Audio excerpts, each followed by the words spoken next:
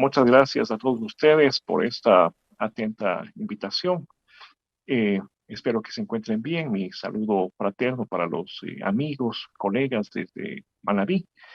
Y pues antes de iniciar esta participación, que yo la llamaría así más que ponencia o conferencia, quiero referirme a un hecho anecdótico.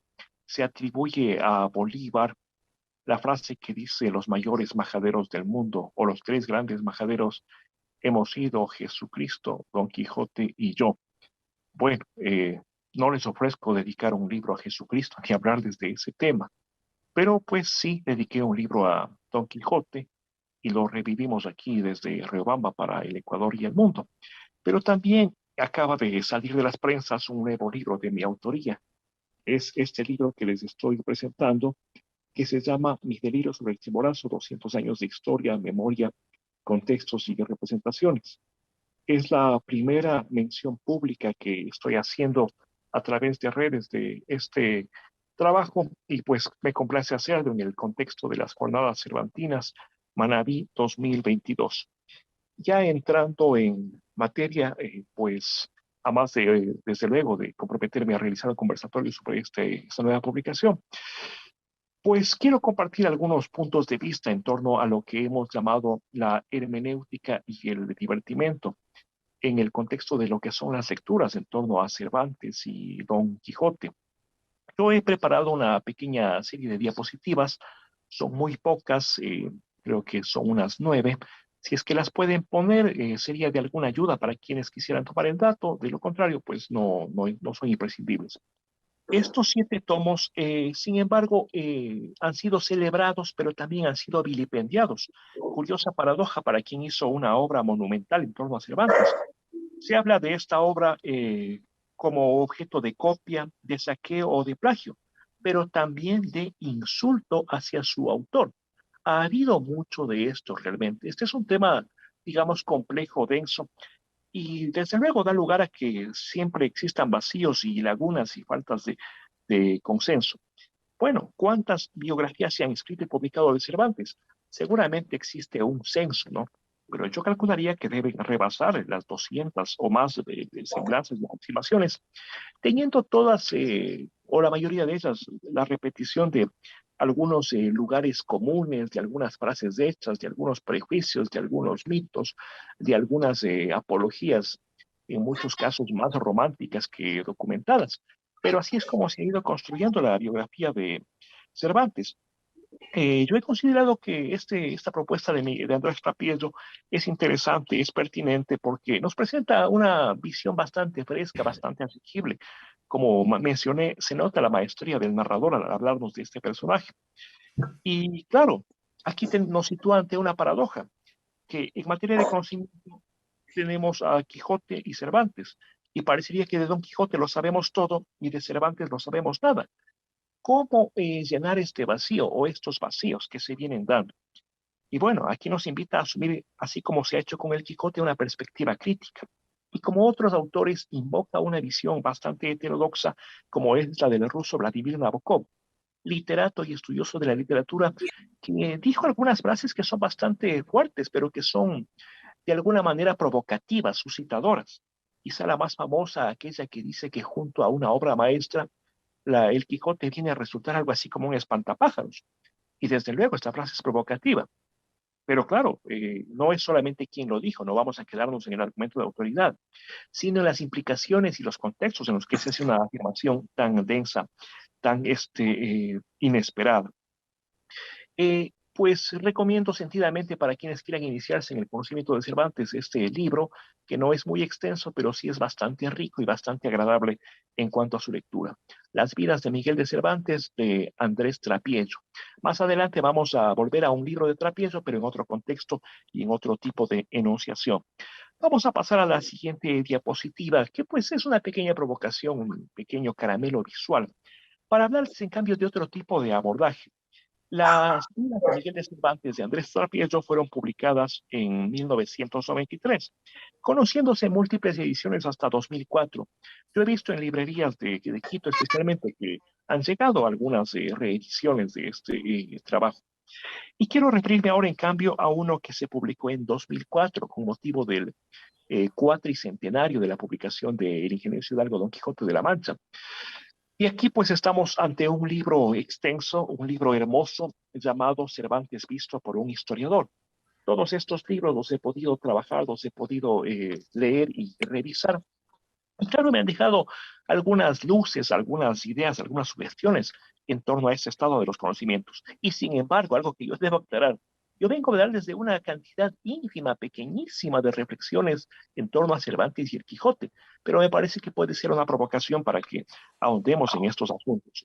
¿Quién es Manuel Fernández Álvarez? Es un historiador residente en Salamanca que se destaca por ser especialista en la época de los Austrias mayores, con énfasis en Felipe II, y con múltiples producciones, libros a su haber sobre estos temas. Aquí, pues, ¿quién como Manuel Fernández para conocer el contexto, las condiciones en que se fue gestando el Quijote? Y mucho más si él parte de un acontecimiento fundacional en el escenario de estos estudios, como es la publicación en 1978 del Mediterráneo, obra de Ferdinand Braudel, que introdujo una manera muy radicalmente revolucionaria de ver la historia, la introducción del concepto de larga duración. Sí, una larga duración, pues que se parece mucho al tiempo geológico y en la cual los acontecimientos, o en este caso los personajes, vienen a ser como una especie de espuma que apenas se alcanza a ver en medio de las crestas de las más inmensas olas del mar. Además, de este abordaje erudito, sumamente documentado, Manuel Fernández Álvarez es docente y esta experiencia, pues que es una de las más gratas que nos puede pasar a quienes trabajamos con las letras, le invitó a hacer un ejercicio que yo voy a hacer en este momento con ustedes para que lo respondan mentalmente, no como un examen de conciencia, sino como lo que estamos planteando como un divertimento. Y cuando él quería aproximarse hacia sus estudiantes con la propuesta de una nueva vida de Cervantes, decía, pues bueno, les voy a hacer una pequeña indagación de 4 preguntas. La primera, ¿cuántas veces ha leído el Quijote? A, nunca. B, parcialmente. C, una vez. D, varias veces. La segunda pregunta, ¿cuál es su juicio? ¿Qué le parece esta obra? A, pesada. B, divertida. C, con humor pero triste. D, fantástica. Siguiente pregunta, ¿cuándo aparece la obra? Y aquí comienzan un poco las flaquezas en las respuestas. A, en la Edad Media. B, en el siglo XVII, principios.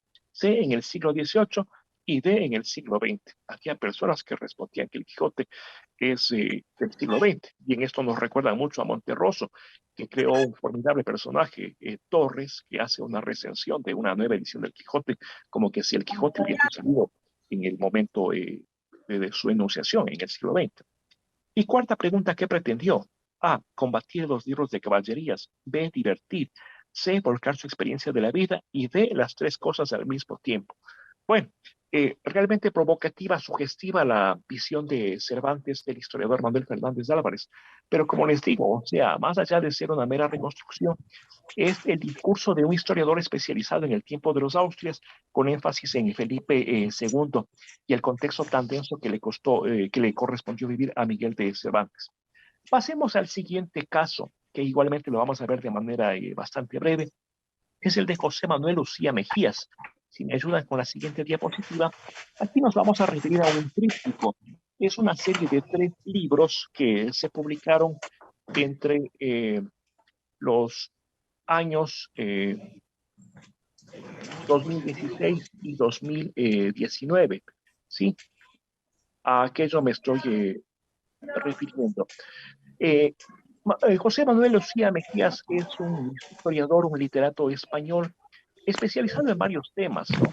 Y ha trabajado asuntos tan interesantes como la historia del libro. De hecho, Ahora sí cuando la ya. Nacional de España conmemoró su aniversario en el año 2012, editó un hermoso libro objeto a cargo de José Manuel Lucía Mejías. Y posteriormente le fue encargada a este autor, que es un cervantista que, entre otras empresas, tiene la conformación del mayor banco de imágenes sobre Miguel de Cervantes, que ustedes lo pueden revisar en Internet. 3 tomos. Estos aparecieron los 2 primeros en el año 2016 y el tercero en el año 2019. El primero, La juventud de Cervantes, el segundo, la madurez de Cervantes, y el tercero, la plenitud de Cervantes. En el caso del primer tomo, ¿qué es lo que busca esclarecer? La construcción de un hombre y un mito. El tomo uno cubre los primeros 33 años de la vida de Miguel de Cervantes, 1547 a 1580. Se subtitula Una vida en construcción y tiene que ver ya en la parte culminante con los 5 años que pasó en Argel. Recordemos que Cervantes, nacido en 1547, soldado hacia el fin de este primer corte temporal, estuvo prisionero en Argel, quizá los años más duros de su vida y quizá también los más misteriosos. Mucho de aquello nos insinúa en la historia del cautivo, en la segunda parte del Quijote, pero en cambio la médula, la esencia, el drama de lo que vivió en tan complejas condiciones nos es desconocido.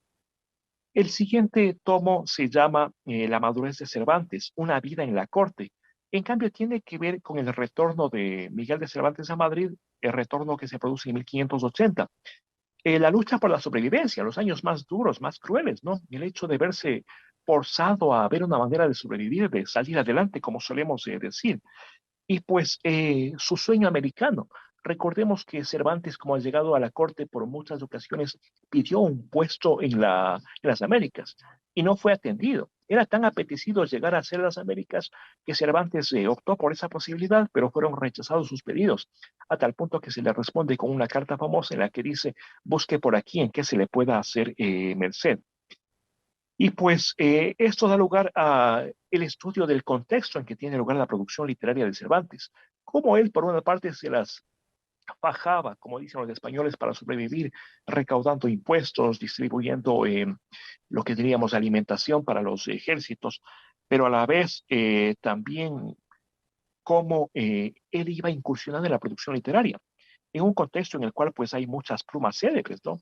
En el cual se da su relación de colegiatura, pero de enemistad a la vez con un personaje como Lope de Vega. Cómo funcionaban las comedias, los patios, los corrales para la representación, cómo se generaba, cómo se escribía, cómo se vendía. Y desde luego no es que Cervantes escribía algo, pues, y entregaba aquello y asunto acabado.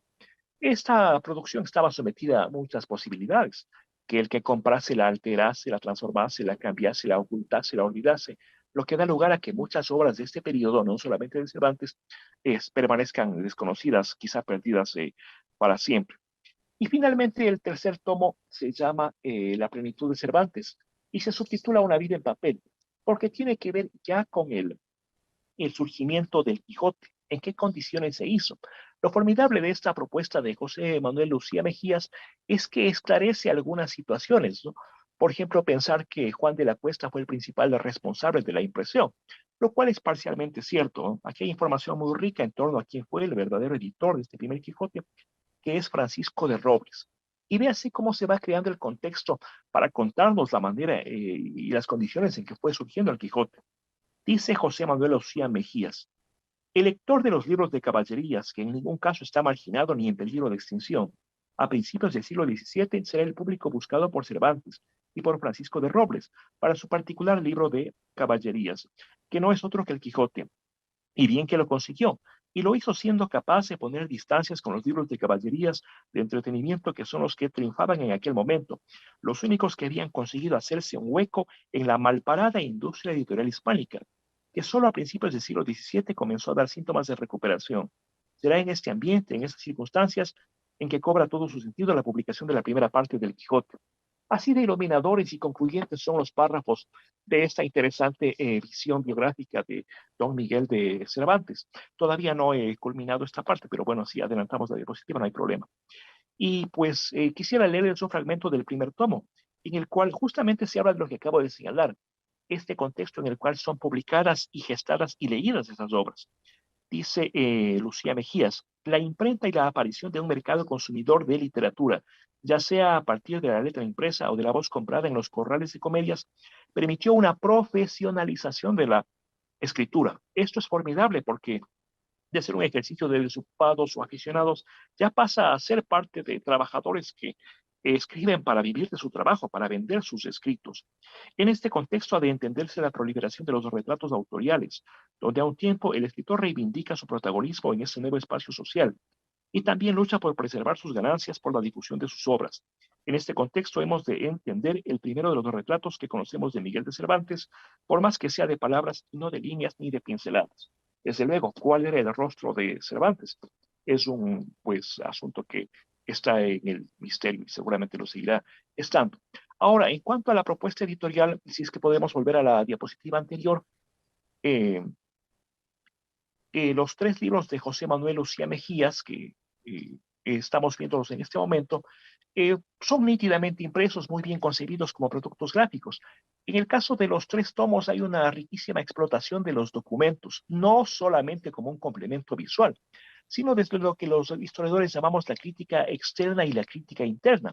Inclusive hay una reproducción muy curiosa de un presunto autógrafo de Cervantes, que es lo que podemos ver en este primer tomo. En el segundo tomo también hay algunas imágenes importantes, algunas infografías, por ejemplo, una muy interesante, que es una recreación de la batalla de Lepanto, cómo fue la estrategia y la táctica naval para ese combate que marcó la vida de Cervantes, que le llevó a ver inutilizada su mano izquierda, y de allí surge este mote de el manco de Lepanto.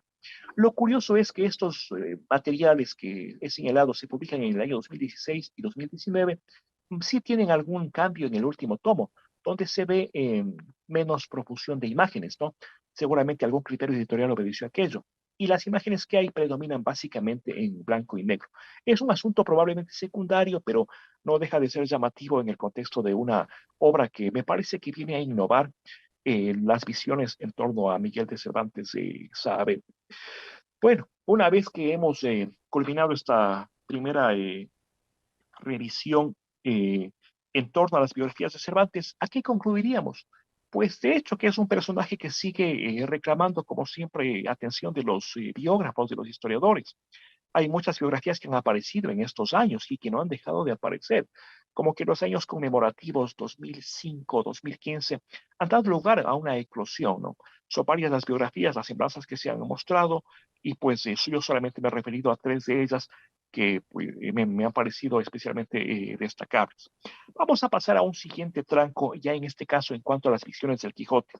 Recordemos la interesante reflexión que nos planteaba Andrés Trapiello, quien decía que en el campo de conocimiento parecería que de Quijote lo sabemos todo y de Cervantes nada. Desde luego, pues, sobre Don Quijote se han escrito asimismo cientos, seguramente miles de estudios, de aproximaciones heurísticas y también hermenéuticas, interpretaciones, digamos así, indagaciones, visiones del Quijote.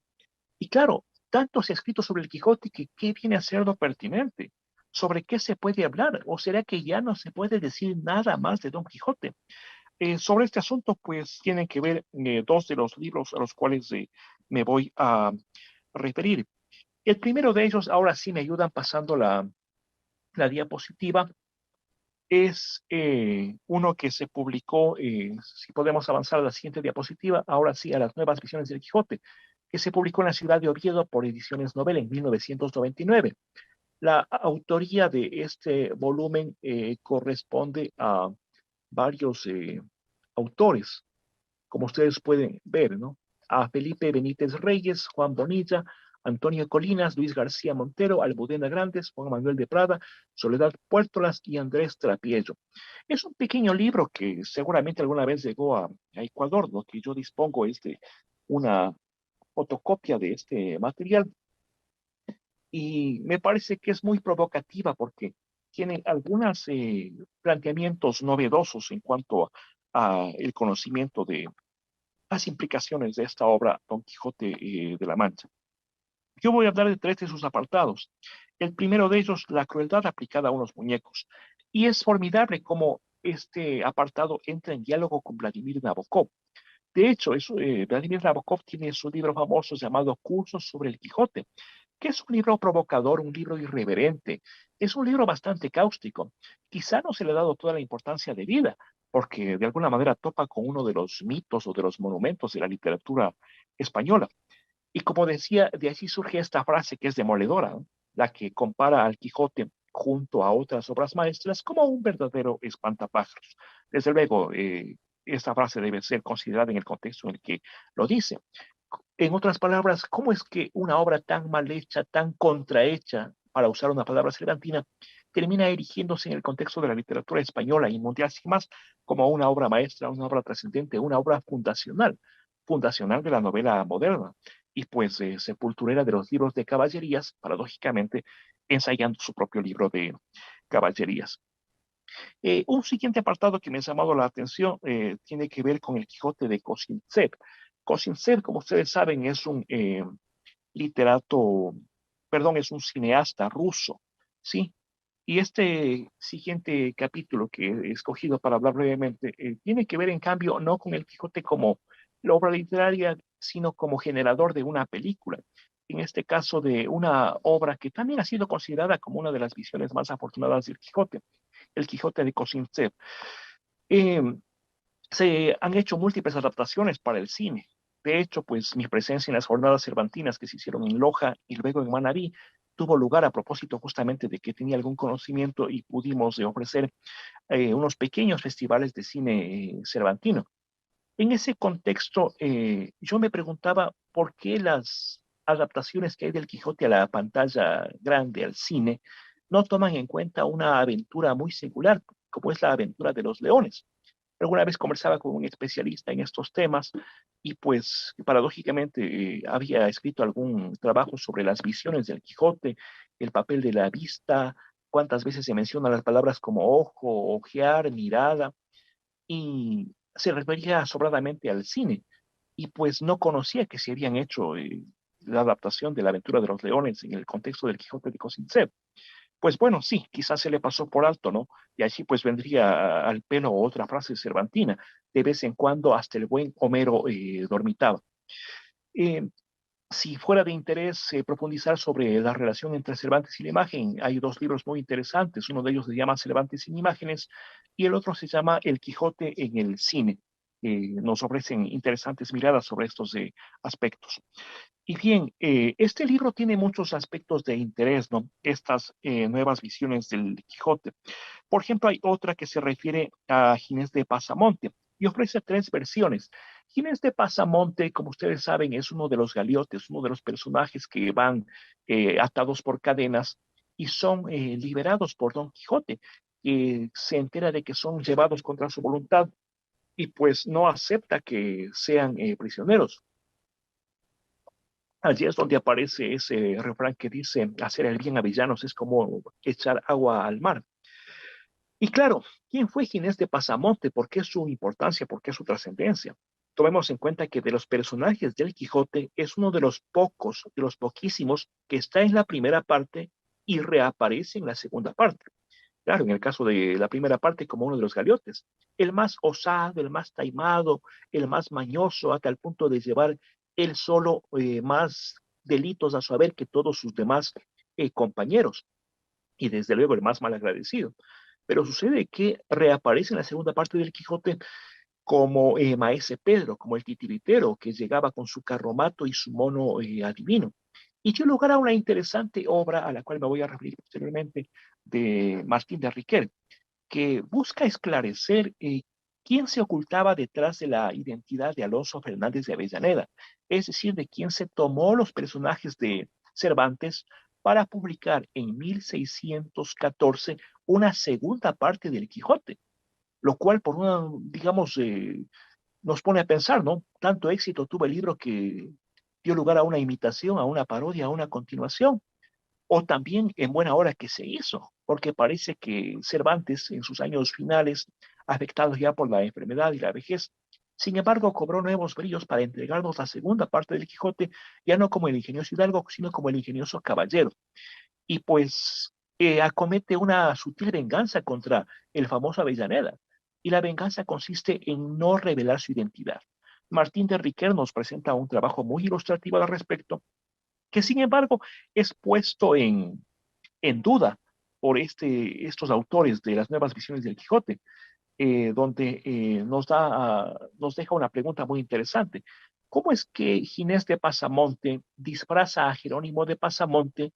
Jerónimo de Pasamonte escribe un libro que es una autobiografía, tal como la autobiografía que alude el galeote Ginés de Pasamonte, y 10 años después entrega un libro tan bien elaborado, guardando las distancias desde luego conservantes, como es el Quijote de Avellaneda. Es decir, hay muchos misterios por resolverse, por tratarse. En el caso del párrafo, perdón, del apartado final de este libro de Nuevas Visiones del Quijote, aparece un autor al cual ya me mencioné, ya me referí, como es Andrés Trapiello. Y Andrés Trapiello, como he dicho, pues es un narrador de mucho peso, de mucho interés.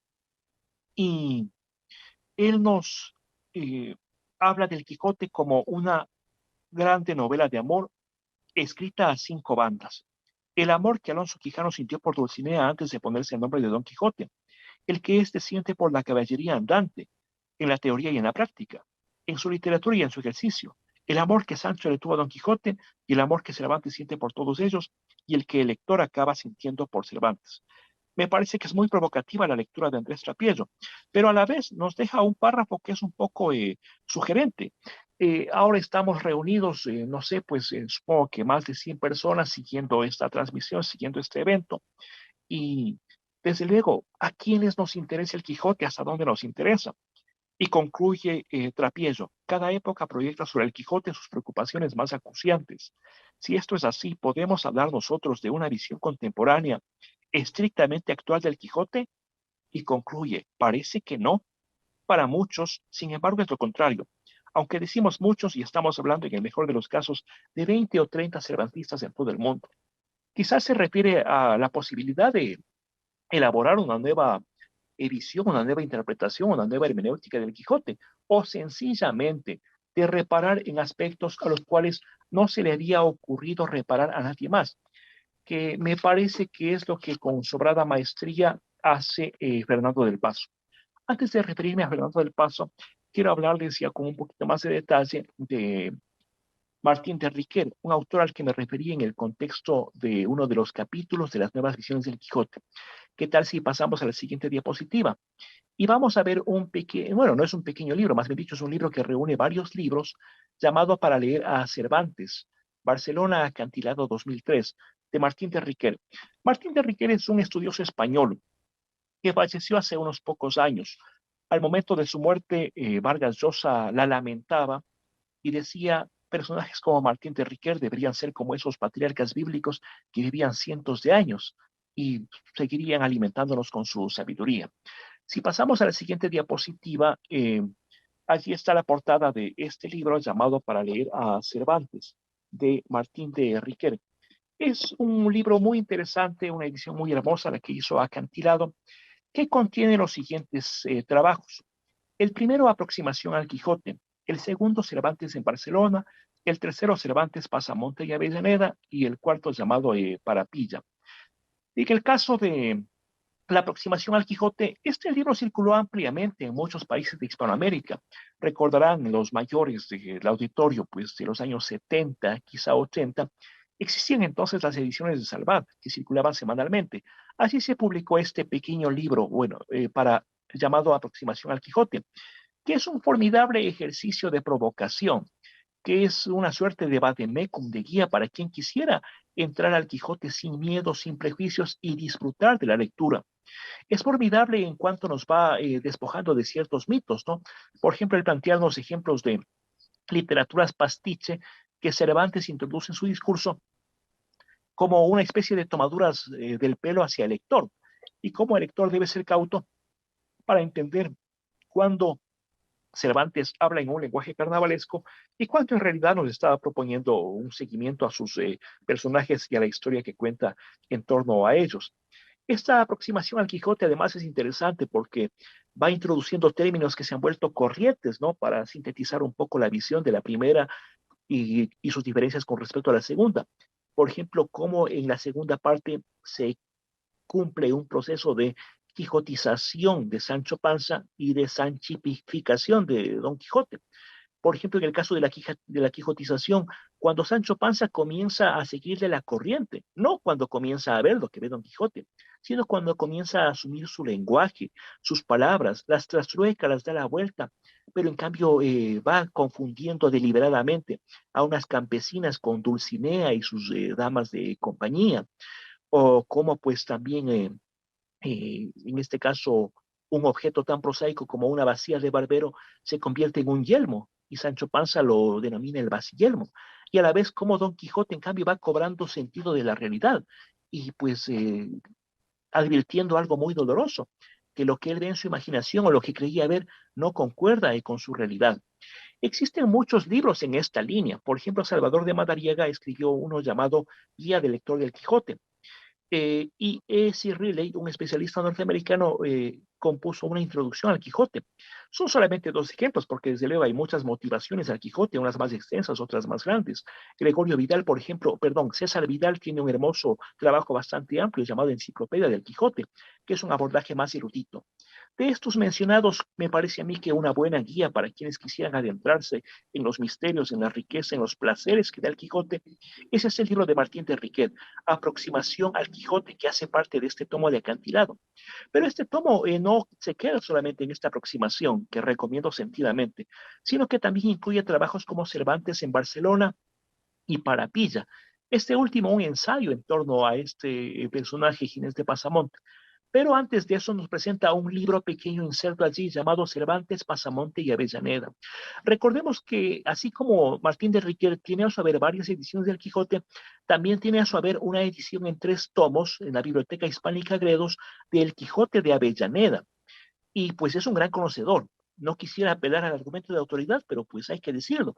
¿Quién como él para hablarnos de Avellaneda desde la entraña, desde lo más profundo de sus indagaciones y de un caletre, una capacidad de profundizar que nos sitúa ante algo así como una novela policial? ¿Por qué? Porque de alguna forma desentraña un misterio.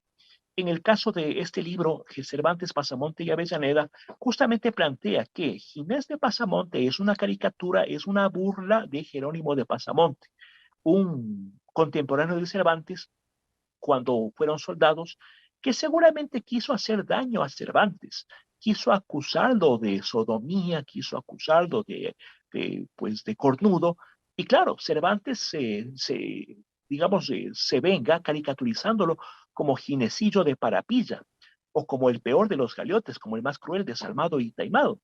Y cuando sale el Quijote, que se convierte hasta cierto punto, en un éxito de lectura, de difusión, de comentario, eh, el auténtico Jerónimo de Pasamonte lo menos que habría hecho es montar en cólera, porque habría dicho, es a mí a quien se refiere, es de mí de quien se está burlando.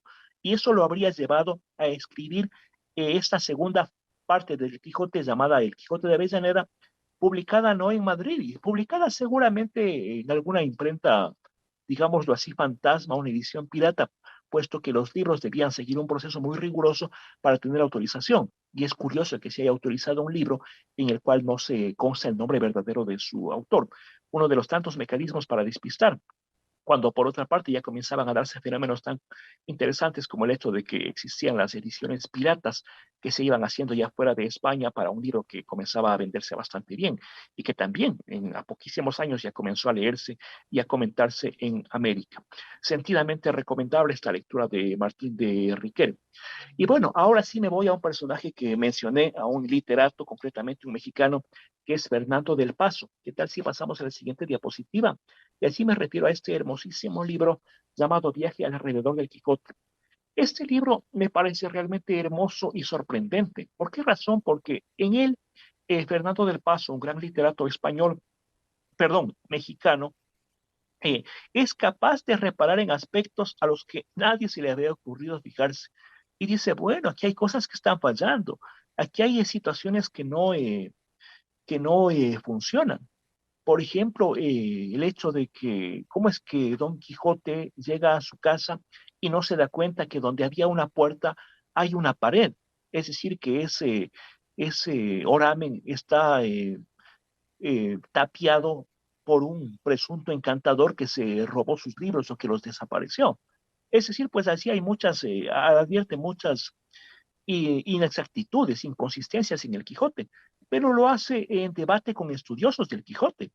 Plantea una discusión en la cual está de por medio el humor, la erudición y un profundo sentido lúdico. El humor, desde luego, pues un tipo con mucha sal, con mucha causticidad. La erudición, a Fernando del Paso se deben obras maravillosas como José Trigo, pero también algunos libros interesantes como algunos sobre el Islam y en su sentido lúdico, desde luego, cómo él juega. No, no olvidemos que es un gran literato que hizo una novela como Fernando del Paso que requiere lectores con mucho sentido de la obra, de la composición, para hallarle placer a un libro que resulta un tanto complejo. Esa rara emoción de descubrir bellezas, honduras y enigmas insospechados. Es así que nos presenta 7 capítulos donde que se repara en diversos aspectos del Quijote. Por ejemplo, Dulcinea. Y aquí voy a plantearles un ejercicio muy sencillo. Todos ustedes deben haber visto una comedia llamada La Tremenda Corte, donde el personaje central es Tres Patines. Lo interesante es que Tres Patines a cada momento recurrentemente invoca a Mamita, y Mamita viene a ser algo así como Dulcinea del Toboso. ¿Quién en Tres Patines ha visto a la mamita de Tres Patines? Desde luego que nadie, pero está presente, ¿no? Es que ese es un negocio de Mamita. Ve tú y pregúntale a Mamita, pero nunca se la ve, nunca está en acción. Con Dulcinea sucede algo muy parecido y me parece que la comparación no es descabellada, porque se la menciona. Pero claro, Don Quijote nunca va donde ella, nunca va en su búsqueda, porque en todo caso, ¿con quién se encontraría? Es con Aldonza Lorenzo, una campesina que vivía en un pueblo llamado El Toboso, hija de pues un tal de Corchuelo. ¿Y cómo es que, digamos, eso puede mantenerse, esa ficción? Como que Don Quijote debe de alguna manera sobrellevar su propio engaño para sobrellevar su quimera. Eh, Fernando del Paso también hace alusión a Nabokov y nos invita a una lectura desprejuiciada. Por ejemplo, ¿qué pasaría si en lugar de usar estos manuales de los cuales hemos hablado, estas formidables obras como la de Martín de Riquer, como las de Salvador de Madariaga o las de Riley, sencillamente nos aproximamos al Quijote sin prejuicios, e inclusive sin notas, y con un poquito de paciencia vamos disfrutando y hallándole sentido por nuestra propia cuenta al Quijote? Es una posibilidad y me parece que muy provocativa. Aquí diríamos, ¿no? Recordando una famosa frase de Martín de Riquel: si usted no ha leído El Quijote, le felicito. ¿Por qué? Porque tiene la oportunidad de leerlo. Y claro, en este contexto hay muchísimos personajes. Tomemos en cuenta que hay diccionarios completos dedicados a los personajes del Quijote, donde uno a uno nos van contando sus hazañas, su personalidad, sus travesuras, sus maldades, sus noblezas, etcétera. A mí me parece formidable, entre muchos de estas referencias, cómo Fernando del Paso se refiere a los duques y se refiere a un autor fundamental, a quien ya mencioné, Astrana Marín.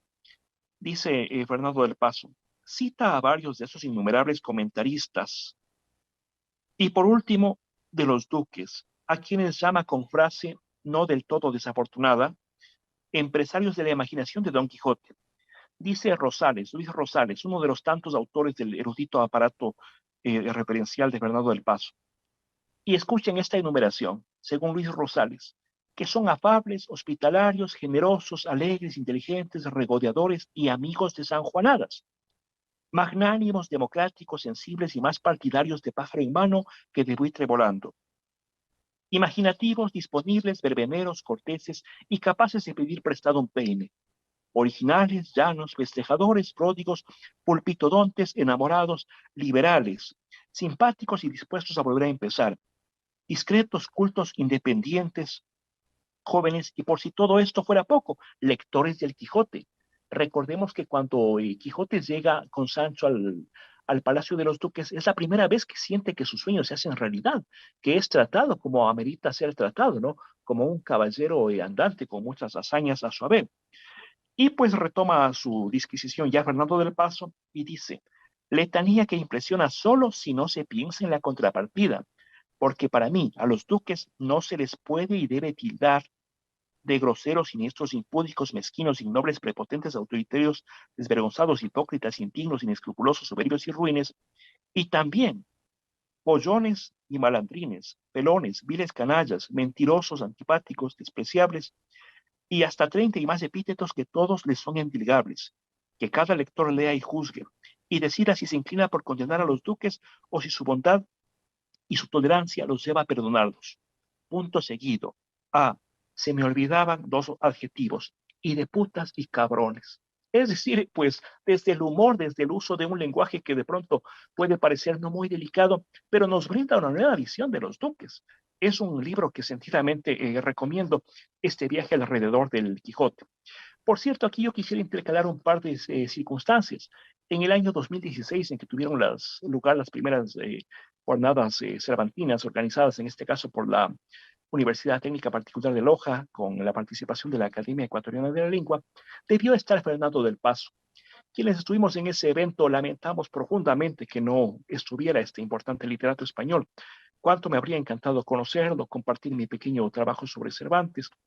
¿Por qué no pedir que me firmase su ejemplar de este libro tan hermoso al que me acabo de referir? Lo interesante es que, eh, bueno, son circunstancias, ¿no? La pelota sigue al jugador o deja de seguirle o nos lleva a unos laberintos en los cuales no pensábamos estar. En esas jornadas del año 2016 tuve el privilegio de conocer a un personaje que ustedes conocen ya, el profesor Ángel Martínez de Lara, y me recomendaba sentidamente el libro de Luis Rosales, Cervantes y la Libertad. La segunda vez que me encontré con el profesor Martínez, pues insistió en esa recomendación. Y yo dije, pero ¿de dónde me saco ese libro tan raro que fue publicado en los años 50? Y claro, este libro, se han hecho algunas ediciones, pero no es sencillo ir a una librería en nuestras ciudades y decir, pues tiene Cervantes y la Libertad de Luis Rosales. Sí, ¿cuántos quiere? Eso no va a pasar. Logré conseguir el libro a través de Internet. Y este libro publicado en los años 50, pues al estar embodegado, al estar aplastado entre otros, obviamente ya daba señales de envejecimiento. Pero curiosamente sus páginas estaban intonsas, es decir, no habían sido cortadas por guillotina. Nadie había leído ese par de volúmenes de Cervantes y la Libertad. Yo tuve que llevarlo a una guillotina para cortarlo y poder leerlo. Y me pareció un libro tan hermoso, pero me lleva a pensar en lo que decía Andrés Trapiello.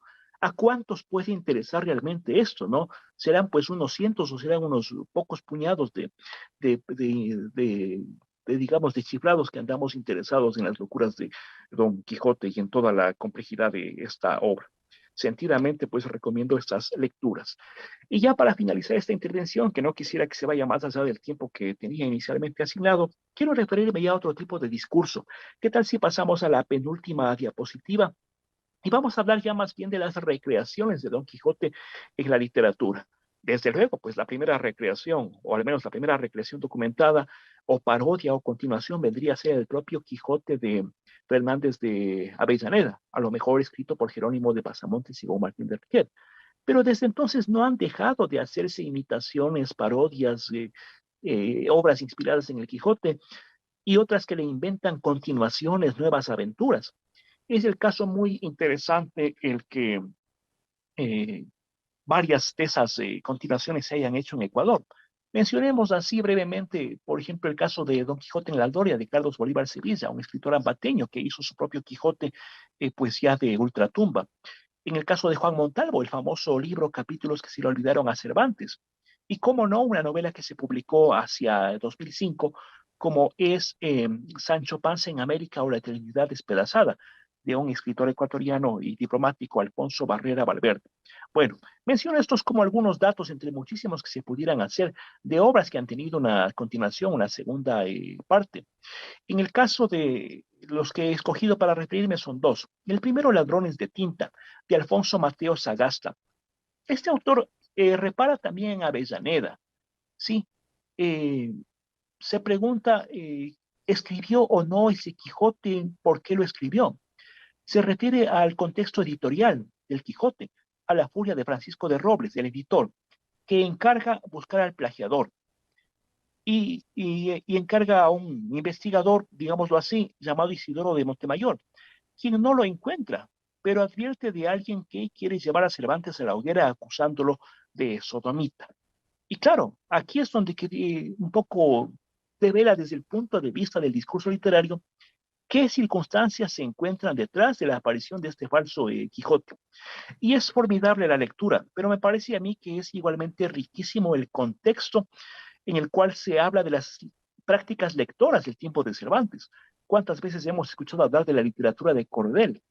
O también de las coplas de Ciego, o también de las novelas que se copiaban a mano para pasárselas y leerlas en voz alta, novelas como El Curioso Impertinente. Pero en el caso del contexto de las coplas de Ciego, eran hojas impresas con aventuras en pequeños cuadros, en pequeños textos, que la vendían los ciegos, que las recitaban y pues recibían algunas monedas a cambio de aquello. Y es un contexto de tal pobreza el de la España de estos años que cuenta cómo muchos padres a sus hijos recién nacidos los cegaban deliberadamente con una estaca al rojo vivo para que, pues, al ser ciegos, pudieran tener garantizada su sobrevivencia recitando y vendiendo pliegos con coplas de ciego. Es decir, hay unos pasajes bastante duros, bastante crueles, pero con un trasfondo que tiene mucho que ver con el misterio de Avellaneda. ¿Quién se ocultaba detrás de esa identidad? Alfonso Fernández de Avellaneda, Alonso Fernández, rectifico, y escribió esta falso Quijote. Y finalmente, para cerrar esta revisión, que como he dicho, no es una conferencia, es apenas una charla, un compartir algunos apuntes, quiero referirme ya en la última diapositiva nuevamente a Andrés Trapiello, que la verdad es que es un autor que fascina a leer por su técnica narrativa, por sus cuadros, por sus descripciones, y él publica en al menos la edición que yo he conocido, que es de la edición de 2006, publica una novela muy hermosa llamada Al morir Don Quijote. Y claro, el gancho publicitario nos dice: en esa novela vuelven la libertad, la justicia, el amor, los sueños y las aventuras. La edición que yo dispongo es de Destino 2006. ¿Y qué sucede cuando muere Don Quijote? ¿Qué pasa con su sobrina, con su ama? ¿Qué sucede con el cura? ¿Qué sucede con Sancho Panza, con sus enemigos? Y sobre todo con su escudero. Y aquí hay unas historias realmente conmovedoras. ¿Cómo es capaz de dar vida y sin retomar las andanzas de Don Quijote? Pues nos cuenta lo que pasó a sus personajes, el destino que tuvieron. Nos habla de una historia que no se terminó aún, de personajes que fueron eclipsados por el Quijote, pero que posteriormente fueron protagonistas de sus propias novelas, o habrían sido, porque la literatura viene a hacer eso, ¿no? Esa capacidad de contar unas mentiras que pueden ser reales, o que si no las fueran merecerían serlo. Y en el caso de Sancho Panza, que es uno de los casos más salientes, por ejemplo, resulta que Sancho Panza, ya pues huérfano de su protector, de su amo, entre otras cosas, aprende a leer. Y cómo se conmueve, cómo sufre cuando él descubre todo el vilipendio, todo el maltrato, cómo su manteamiento, cómo su fracasado gobierno en la ínsula es narrado en el Quijote, tanto en la primera como en la segunda parte, en este juego de espejos que viene a ser el libro dentro del libro. Sentidamente recomendadas estas lecturas, ustedes son libres de tomarlas o no. Yo solamente he querido sumarme a esta realización cultural, literaria, generada desde Manabí, la provincia hermana, a la cual mandamos saludos desde Chimborazo, en este momento en el cual es importante que nos demos un abrazo de reconciliación, de afecto, de retomar, de marcarnos nuevos rumbos, y parece que eso es una empresa más que quijotesca. Confiemos en que no sea así. Sin más, pues yo les quiero agradecer por esta atención, espero no haberlos abrumado demasiado. Ustedes son libres de seguir estas sugerencias y tomar o no en cuenta alguna de esas lecturas, y confiemos en que en una próxima edición de estas jornadas podamos vernos ya en Manabí presencialmente o en otra ciudad que acoja tan noble iniciativa. Muchas gracias.